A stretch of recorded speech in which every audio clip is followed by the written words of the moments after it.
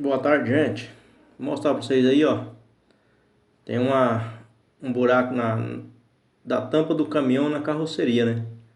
Aí como que entrou poeira aí? Eu não tinha visto isso aí, ó. Entrou bastante poeira mesmo. Aí agora eu vou tentar resolver esse problema aí. Vou pôr alguma coisa aí pra poder vedar essa poeira aí. Sujou todinho o som, ó. Peguei uma estrada de chão essa semana e quando eu cheguei que eu fui ver isso aí que tava todo danado o som.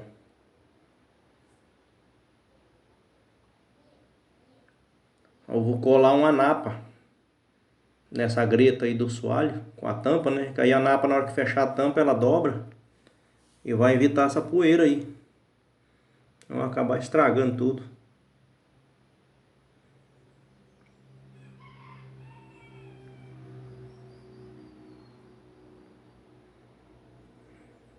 Aí eu colei essa napa aí, ó, tá vendo? E aí agora na hora que fechar a tampa, ela vai vedar o buraco ali, não vai. Coloquei essas borrachinhas do lado também, ó, borracha de porta de caminhão, pra vedar, podendo entrar poeira mais.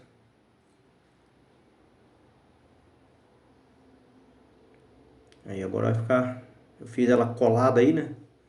E que precisar tirar, é só descolar e tirar fora, né? Tá beleza. E não vai entrar poeira, água, nada mais aí.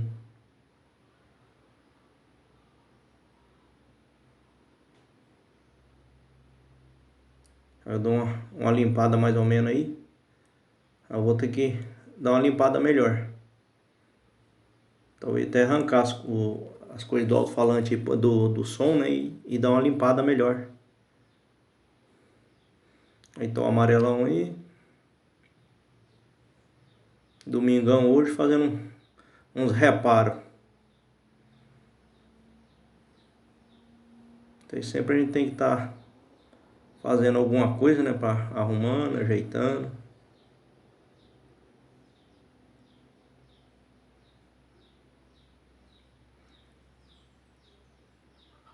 Minha oficina tá só a bagunça. A correria danada, não deu tempo de organizar nada essa semana.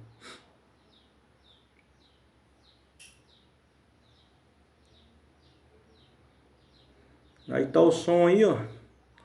A gente não pode pôr pra ouvir, né? Porque não dá problema.